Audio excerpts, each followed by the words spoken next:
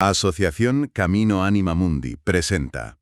Bueno, imaginemos por un momento experimentar un nivel de felicidad tan inmenso, tan abrumador y constante en el día a día que hubiera que esconderlo físicamente de los demás, para no parecer, digamos, un demente. Sí, es que suena a locura, ¿verdad? O sea, tener que disimular que estás bien. Totalmente. Y hoy no vamos a hablar de una teoría abstracta de la felicidad ni del último truco de productividad de estos que salen en Silicon Valley.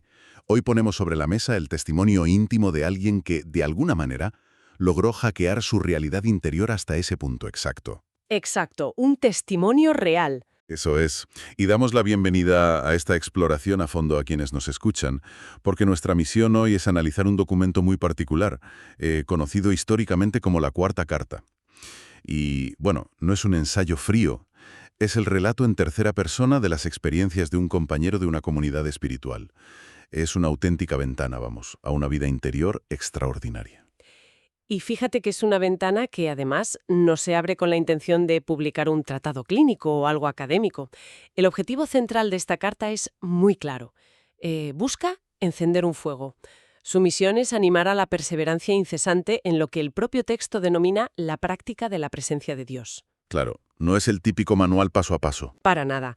Quien escribe no está redactando unas instrucciones con los 10 pasos para la iluminación. Está ofreciendo un testimonio vivo. Es un recordatorio palpitante que está diseñado para reavivar la motivación de quien lo lee, demostrando que un estado de conexión continua y profunda es humanamente posible. Pero claro, aquí es donde entra la fricción con nuestra época. Porque, a ver, vivimos inmersos en una era de ruido ensordecedor, de inmediatez absoluta, de pantallas que exigen atención, no sé, cada 3 segundos. Sí, sí, una saturación constante. Exacto. Entonces, para la mente moderna, la idea de vivir anclado en un centro de calma inagotable suena, francamente, a fantasía literaria o, bueno, en el mejor de los casos, a un lujo reservado para ermitaños en una cueva. Sin embargo, este texto nos confronta con una realidad vivida y muy concreta. Nos da detalles súper específicos, de hecho. Sí, la carta introduce a su protagonista, un religioso con más de 40 años en la vida espiritual. Y atención a esto, 40 años en los que su única regla, su faro absoluto, ha sido estar siempre con esa presencia. Se propuso no hacer, ni decir, ni pensar nada que pudiera desagradar a la divinidad, movido puramente por amor. Que se dice pronto, 40 años. ¿Ya ves? Y el resultado son 30 años de goces tan continuos que se ve obligado a moderarlos y ocultarlos en el exterior. Vale, vamos a desgranar esto porque esto choca frontalmente con la psicología actual. Desde luego que choca. Hoy en día, si alguien tiene un ápice de éxito o de alegría, el algoritmo parece que le exige abrir un canal para monetizar su rutina de felicidad. Todo se exhibe. Y la reacción de este hombre es exactamente la opuesta, es ocultarlo. Lo fascinante aquí es que esa reacción expone la profundidad de su desapego. Y esa es precisamente la raíz de una alegría inabarcable. Si lo piensas, la sociedad contemporánea e incluso gran parte del mundo del desarrollo personal opera bajo una lógica puramente transaccional. Sí, el famoso te doy para que me des. Exacto. Hacemos algo para obtener otra cosa. Meditamos para rendir más en la oficina, practicamos la gratitud para bajar el cortisol o, yo qué sé, hacemos el bien para sentirnos éticamente superiores. O para buscar una recompensa futura, claro. Eso es. Pero lo que relata la carta rompe completamente ese esquema. El protagonista ha erradicado la transacción. Su único motor es el amor puro. No hay un interés egoísta, sino un vaciamiento. A ver, pero espera, porque tengo que hacer de abogado del diablo aquí. Venga, dime. ¿Es eso realmente posible desde un punto de vista psicológico? Porque la ciencia del comportamiento nos dice que toda acción humana busca una recompensa, por sutil que sea. ¿No resulta un poco ingenuo pensar que alguien puede actuar durante décadas sin buscar absolutamente nada para sí mismo? Es una objeción muy válida, sobre todo para nuestra mentalidad. Pero el texto nos ofrece el mecanismo de cómo funciona esto realmente. No se trata de reprimir el deseo de recompensa a base de fuerza de voluntad. Claro, eso agotaría a cualquiera. Te quemaría en 2 días. Se trata de un vaciamiento de motivos egoístas. Es como pura física espiritual. Al vaciar el recipiente del ego, este no se queda vacío, sino que la presencia divina lo inunda de forma continua. Al eliminar la transacción, elimina cualquier búsqueda ansiosa. El tesoro está siempre abierto frente a él. O sea, ¿ya no hay tensión? Una. Puede tomar lo que le plazca porque ya no opera desde la carencia, desde ese necesito esto para ser feliz. Al no buscar acumular nada para el ego, recibe la totalidad. Madre mía, es una imagen fascinante. El tesoro que ya no requiere un mapa ni una pala para ser desenterrado, porque sencillamente está ahí, abierto. Pero, claro, todo esto suena muy poético en la quietud de un claustro. Ya, la vida real es otra cosa. Exacto. El problema llega cuando suena el despertador, la bandeja de entrada del correo está llena, hay que pagar facturas, tienes reuniones. Nos dicen que este ancla de paz es posible, pero luego la realidad te pasa por encima. Y me resulta muy honesto que la propia carta aborde esto. Sí, no lo esconde para nada. Revela que incluso este maestro experimenta distracciones debido a estar, y cito textualmente, muy metido en su trabajo exterior. Pero lo interesante es cómo vuelve. Claro, porque el texto no criminaliza ese trabajo exterior, no dice que contestar correos sea un fracaso catastrófico, es simplemente, bueno, la naturaleza de la existencia material. Las tareas requieren atención cognitiva. Nos ha pasado a todos. A todos. La clave diferencial no está en no distraerse jamás, que eso es imposible, sino en el mecanismo de retorno. Cuando la atención se dispersa en las obligaciones, el texto afirma que es Dios mismo quien se lo hace sentir en el alma para recordárselo. Y me encanta su respuesta porque no es castigarse ni iniciar un ritual de purificación de 2 horas. Su retorno es de una simplicidad que desarma. Responde con frases breves, directas, como un resorte. Dice, mi Dios, aquí estoy, totalmente consagrado a ti. Oh, Señor, hazme de acuerdo a tu corazón. Y con eso, con esa sencillez, Dios vuelve a reposar en el centro de su alma. Es que no hace falta más. Pero al leer esto, inevitablemente me surge una duda. A ver, esto suena casi calcado a lo que hoy la industria del bienestar nos vende como atención plena o mindfulness. Te distraes, te das cuenta y vuelves a concentrarte en la respiración o en el presente. Sí, la mecánica parece similar. Entonces, ¿cuál es la diferencia real entre la práctica de la que habla la carta y, digamos, una técnica de relajación secular para sobrevivir al estrés moderno? Si conectamos esto con una perspectiva más amplia, esa es quizás la distinción más importante que podemos hacer hoy. La diferencia es abismal y reside en el destino de esa atención. Las técnicas psicológicas contemporáneas buscan anclarte en un cuándo y un dónde. En el aquí y el ahora. Exacto, observando un estímulo neutro para calmar el sistema nervioso. Sin embargo, la cuarta carta describe un anclaje profundamente relacional. No se vuelve a un momento en el tiempo, se retorna a una relación con mayúsculas. No es una técnica, es un acto de intimidad amorosa. A ver, explícame eso un poco más. Para entenderlo, imagínate la dinámica de una rueda. El trabajo exterior, las reuniones, los correos, las crisis, todo eso forma la periferia de la rueda, la llanta exterior que gira a gran velocidad. Que está en contacto con el barro y los baches del terreno, claro. Exactamente. Pero en el centro exacto de esa rueda hay un eje, inmóvil. Para este protagonista, Dios es ese eje. Cuando él dice esas frases breves, no está intentando detener la rueda del mundo, ni está intentando traer la paz desde un cielo lejano. Simplemente está redirigiendo su mirada hacia el eje que siempre ha estado ahí. Vale. O sea, traduciendo eso a una experiencia muy nuestra. Es la diferencia entre intentar calmarte repitiendo un mantra frente a una pared en blanco, frente a enviarle un mensaje de texto mental a un amigo íntimo que sabes que está sentado contigo en la habitación. Hay un vínculo, hay un quién. Eso es. Y por eso usa frases tan cortas. Los discursos teológicos complejos requieren intelecto, requieren ego, y eso vuelve a construir una barrera. Las palabras sencillas saltan esa barrera y van directas al eje. Qué potente. Pero, si la fórmula es tan increíblemente sencilla, si basta con unas pocas palabras lanzadas hacia ese eje interior para reconectar, la pregunta cae por su propio peso. ¿Por qué el mundo entero vive en un estado de ansiedad crónica? Esa es la gran tragedia. ¿Por qué esta experiencia es la excepción absoluta y no la regla de la humanidad? Y aquí es donde la cosa se pone realmente interesante. Porque la carta no esquiva esta contradicción. El protagonista se queja amargamente de nuestra ceguera. Sí, usa un tono de lamento genuino.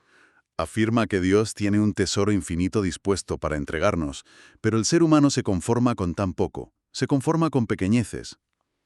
Es un diagnóstico muy duro, la verdad. Pero tremendamente lúcido. Y para explicarlo, la carta introduce una de las metáforas más bonitas y potentes de la literatura contemplativa, la del dique y el torrente. ¡Wow! Sí, esa imagen es brutal.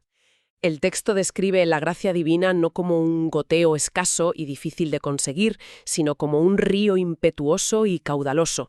Sin embargo, somos nosotros, con nuestra ceguera, quienes construimos un muro monumental para detener esa corriente. Me fascina la ironía existencial detrás de esta metáfora, porque quienes intentan llevar una vida interior o buscar paz suelen quejarse de la sequedad existencial, de que lo trascendente parece estar ausente, de que no sienten nada. ¿Todo el rato nos quejamos de eso? Y aquí el texto nos da una bofetada de realidad tremenda.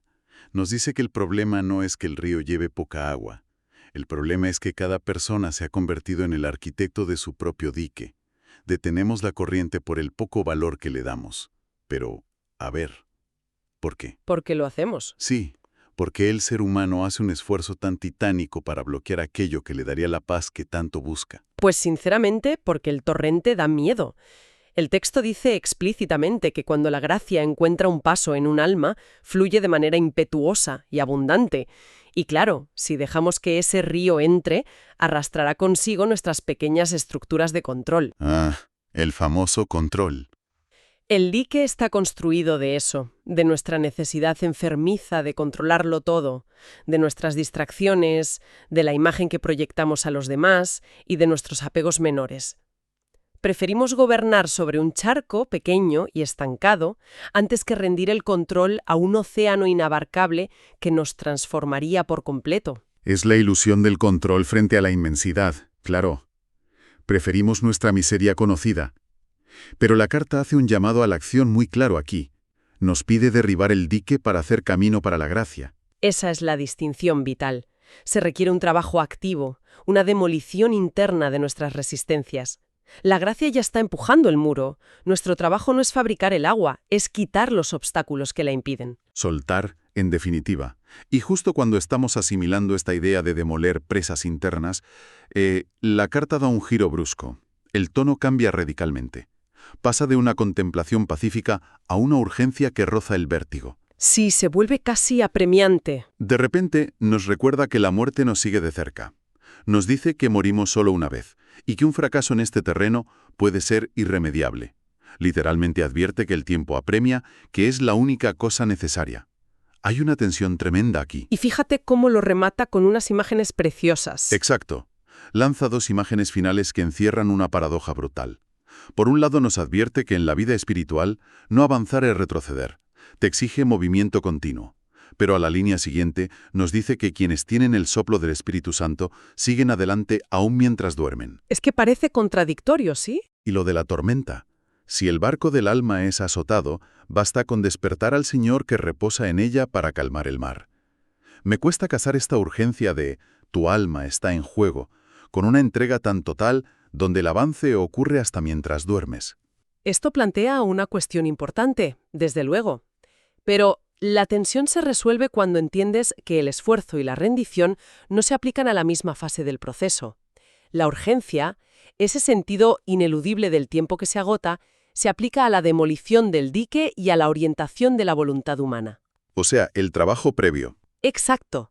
El tiempo apremia para despertar y dejar de construir muros. Pero una vez que ese trabajo de apertura está hecho, la dinámica cambia. Es como el trabajo de un marinero en un barco. A ver esa metáfora que me gustan. El marinero puede sudar y agotarse, izando las velas, limpiando la cubierta, preparándolo todo. Ese es su esfuerzo urgente. Pero el marinero no empuja el barco soplando las velas con sus propios pulmones. Sería absurdo. Claro, se ahogaría. Quien mueve el barco es el viento. Por eso, una vez que la vela está izada, el avance real es obra de ese soplo divino. No es un esfuerzo agotador, sino una rendición activa. El viento sigue soplando aunque el marinero duerma en su camarote. ¡Qué maravilla de imagen! Y esto cambia por completo la forma en que enfrentamos las crisis, porque cuando la vida nos azota con una tormenta, el pánico nos lleva a coger un cubo y achicar agua desesperadamente. ¿Intentando controlar el mar? Exacto, intentamos controlar las olas a base de ansiedad pura y dura. Pero el texto nos dice que la verdadera acción es despertar al pasajero inamovible. Es una rendición activa. Dejar el cubo y buscar el eje de la rueda que decíamos antes. Entonces, ¿qué significa todo esto realmente? Esa es la gran pregunta de fondo. Si sintetizamos este viaje, vemos que la carta cumple su propósito original: encender e inflamar nuevamente los sentimientos, invitando a recordar los primeros favores recibidos. Nos muestra que el amor puro y desapegado no vacía, sino que inunda de alegría. Que el trabajo no es el enemigo, sino la periferia de nuestro eje interior. Y que somos nosotros los que construimos la presa que frena la gracia, por puro miedo a perder el control. Totalmente. Y nos deja con esa urgencia de izar las velas antes de que sea tarde, sabiendo que el viento hará el resto en medio de cualquier tormenta. Y para cerrar, me gustaría dejar a quienes nos escuchan con un pensamiento final, basado en cómo la carta describe a este hermano. El texto dice que es, cito, poco conocido en el mundo, pero conocido por Dios y extremadamente mimado. ¡Wow! Extremadamente mimado. En una sociedad que mide el éxito por el nivel de visibilidad, el número de seguidores y el reconocimiento público constante, esta frase es dinamita. ¿Qué impacto tendría en nuestras vidas, en nuestra ansiedad diaria, buscar ser poco conocidos en el mundo, pero profundamente conocidos y mimados en nuestro espacio interior más sagrado? Mente es inagotable. En fin, una invitación radical a mirar hacia adentro con honestidad, a identificar de qué materiales hemos construido nuestros diques y, a tener la audacia de empezar a desmontarlos para que ese torrente encuentre su paso. Ojalá nos atrevamos a soltar ese cubo y a izar la vela. Así es, agradecemos enormemente la atención en el día de hoy y el atreverse a mirar hacia esos espacios que a menudo dejamos olvidados. Si esta exploración ha encendido alguna chispa, o si existe el impulso de seguir profundizando, de dialogar o buscar ese paso para el torrente, las puertas están abiertas. Quien desee comunicarse puede hacerlo con toda confianza, escribiendo a quiero@caminoanimamundi.org.